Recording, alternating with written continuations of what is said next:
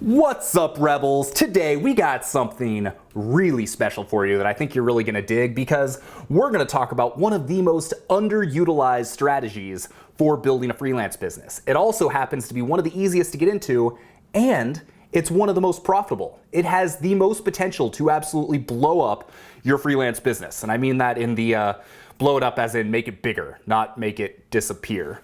But if you've seen the title, you can probably already guess what it is, and that is B2B Writing. And in this video, we're gonna talk about what B2B means, what B2B writing is, how to get into it, how to find clients. We're gonna give you the full lowdown. And because it is absolutely gorgeous outside, and it's kind of hot in here, let's do this out there, shall we?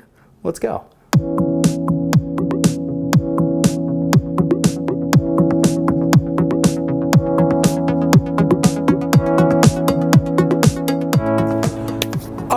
Welcome to one of my favorite offices, my back deck, which I don't get to use very often because it's usually cold and rainy here, but today it's gorgeous out and the birds are out in full force. So if it sounds like an Alfred Hitchcock movie, I don't know what to tell you. It's kind of comes with the territory, I guess. In this video today, we're talking all about B2B writing and how to get started. So our right-hand woman here at Location Rebel, Liz Froment, is phenomenal, and she just put together an over 5,000 word post all about B2B writing. So you can check that out right up here. We got a link to it, and that's gonna go into even more detail than what I'm gonna talk about in this video. But here I'm gonna give you a quick introduction, kind of tell you how to get started, and essentially set the scene for everything that blog post is going to teach you. So with that, let's dive right in. First thing, what is B2B? So B2B stands for business to business, whereas B2C stands for business to consumer. So those are two different types of freelance writing. So as an example, let's say that you wrote a blog post for me here at Location Rebel. You would be going directly to my readers or directly to the consumers. So it's B2C writing. So here's a couple examples of B2B articles and B2B writing in the wild. So for instance, John Deere Tractors has a blog on their website. They're targeting farmers, other businesses, people that have businesses. They're not targeting, the random guy that's, looking to buy a $1,000 riding lawnmower. Another example is Zillow. A lot of their social media content that they hire writers for is targeting other real estate agents or people that have businesses.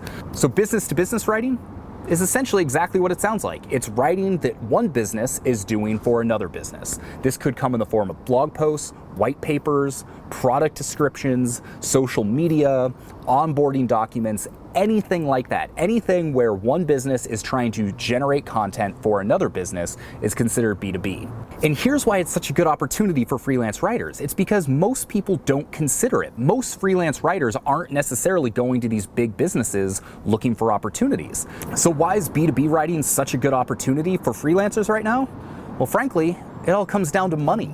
Because businesses, and especially big businesses like that, they can pay a lot of it. So whereas you might get $60, $70, maybe $100 for a B2C article, for an article that's got the same word count as those, you might make upwards of $300 or $400. So you tend to work with companies and brands that have big budgets, a lot of work to be done, and they don't want to nitpick over all the details and a few bucks here and there for price. They're willing to pay for quality. And so if you're a good writer, it's a great opportunity to get some long-term freelance work. But that's not the only reason that going B2B has so many potential upsides for the freelance writer. Other benefits include being able to leverage their bigger names on your portfolio. So if you've written for Nike and John Deere and IBM, that's going to look really good as opposed to just writing for the random little, blog down the street. You're also able to dig into a niche in an industry and develop your expertise around that, which is not only going to make you continually more valuable to the company you're working for, but over time you could potentially go to their competitors and start working with them as well and making more money because of it. For instance, me, I still do some freelance work in the golf industry. And while most of the copywriting that I do is B2C, because I've established myself as an expert and someone that really knows the golf industry, I've worked for some of the largest B2C golf companies in the world because of that reputation. So as you're able to dig in, hone your expertise, really build those skills and understand an industry, you're just gonna be that much more valuable. So I've been thinking about some of the questions we've been getting in our Location Rebel community, and often B2B writing, not only do people not really think about it, but it gets overlooked because, to be honest, a lot of it is not sexy. And in the past, I've talked about how what we teach in Location Rebel Academy, this 3-step process of building skills, freelancing your skills, and then applying it to something that you really love, it's not the sexy way to go about it. Writing for healthcare companies and IT companies and clothing companies and finance companies, it's not sexy. You know, most people aren't super passionate about those industries, but because of that, there's a huge opportunity because it's harder to find people to work in that. So Liz, for instance, has made a killing in the finance industry where she used to work. Because she had a little bit of finance background, she already had some of the knowledge to essentially, prove to potential employers and clients that she knows what she's talking about.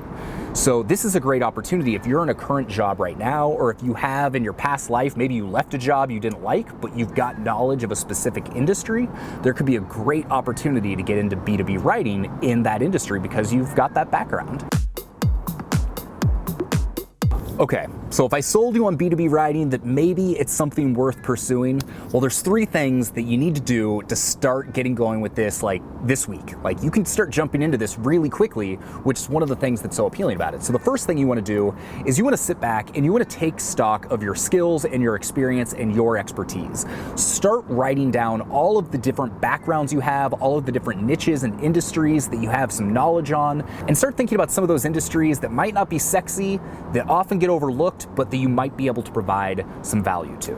The second thing you want to do is you want to take stock of that whole list, and then you want to choose a niche. Sure, you can be someone who writes for all sorts of different niches, but when it comes to B2B stuff, the more narrow you go, the easier it is to get work. Imagine someone at a healthcare company, and they're looking to hire a freelance writer, and they've got, dozens of people to choose from. Are they going to go with the generalist that's also written about sports and finance and does interviews for a, newspaper on the side? Or are they going to choose someone who specifically focuses on healthcare-related articles and healthcare-related writing?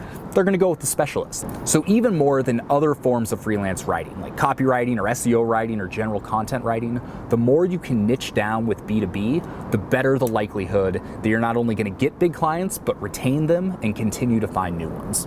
And finally, the last thing you need to do to kind of set the stage to get you going is you need to build a portfolio website. So basically, this is a way when you meet someone at an event, or if someone's, looking at your LinkedIn page or something, you have a website you can send to them where they can get an idea of who you are and what you're all about and make sure that you're the real deal.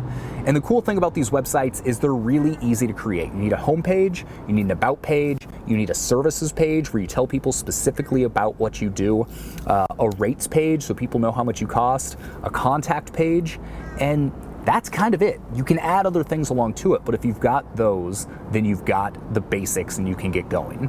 And obviously there's a lot that goes into finding the clients, marketing them, proving to them that you're worthy. But really the cool thing about this is all it takes to get going is you have to take stock of your expertise, you have to choose a niche, and then you have to set up a website to promote your services. And from there, it's off to the races, and you can do the fun part of actually starting to look for work. So how do you actually set up this website? Luckily, we've put together a super in-depth post all about how to set up your first website with a blog and make it look good in as little time as possible. So the link for that is above. You can check that out. It's super valuable. We've really spent a lot of time honing it and making it as easy to follow as possible. So next, now that you know what B2B writing is, you know why it's worth getting into, you've got an idea of how to set up your site and choose your niche, it's time to start finding clients. So how do you do that? Well, first off, you got to remember that because we're going B2B, we got to go to places that businesses are looking as opposed to people that are strictly consumer focused. So this means that LinkedIn is going to be one of your best friends. So there are a ton of opportunities to find potential work and connect with people at businesses that are hiring via LinkedIn. This is also one of the first places most businesses will go to check out you and make sure that you kind of are who you say you are. So you're going to want to make sure that you've updated your LinkedIn profile, that you're active on it, and everything looks good. Liz also recommends you sign up for LinkedIn Pro Finder, which is going to totally amplify your ability to find work on the site. And in the link below in the blog post we talked about, we talk all about how to do that. Other sites that businesses often use and you should set up profiles on are Skyward and Contently. These are places where you can go and set up a profile and have people find your work, and both of these companies work with bigger brands. So often they'll comb through different writers' profiles to try and find a perfect match for those brands. So you have someone kind of looking out for you and potentially giving you some of this B2B work. So definitely recommend checking out those sites, and we talk more about exactly what they do and how to get into in the blog post. So finally, the last thing I want to talk about in this video about finding clients is that agencies can be a goldmine. Often some of these mid-sized businesses, they don't want to hire a full, marketing team or a full content team. So they'll hire an agency that handles all of that for them. So if you get in with one agency, often they might have a dozen or more clients in your industry that you can potentially do work for. So often it just takes one or two good agency relationships to give you more work than you know what to do with. So it's important to start finding those. Okay, so right now, I don't want to overwhelm you, because right now your eyes are probably already glossing over. You're like, this whole B2B stuff, like I've never even thought about this. But it's important that you do. If you're someone who's looking to build a lifestyle business, if you're looking to build a freelance business, if you're trying to make money on the side, if you're trying to build a bridge business so you can get out of your job, B2B writing is one of the best ways to go about it. So hopefully in this video, you now understand what B2B writing is, you understand why it's an opportunity, you understand generally how to get involved and how you can start honing in your niche, and you also understand how to start going out and finding clients. You understand the essentials of that. But in this video, I did just kind of a cursory overview. I don't want to overwhelm you. I just want to introduce the idea of it so that you start thinking about it. And when you're ready to actually get serious and you want to know all the dirty details about how to find clients, how to specialize, how to send the right pitches and what to say so that your emails actually get read and not, dumped in the trash, then go check out the link below. We cover so much detail about this. And like I said, this is kind of the redheaded stepchild of content writing. It's not sexy, so often it gets overlooked, but I promise you, if you spend some time investing in B2B writing, it's definitely going to pay off, and it's going to open up tons of doors in the future, because you're going to have confidence, you're going to have income, you're going to start developing an expertise in this niche, and it's going to do a lot of good things for your business. So if you enjoyed this video, I enjoyed having you here. Make sure to hit subscribe. We've got new videos every single Thursday. Give us the thumbs up, hit that little notification bell so that you know every time we've got a new video that's hot off the press. I'm gonna go enjoy the sun. I think we've got like 2 days of this left, and then it's supposed to get ugly again.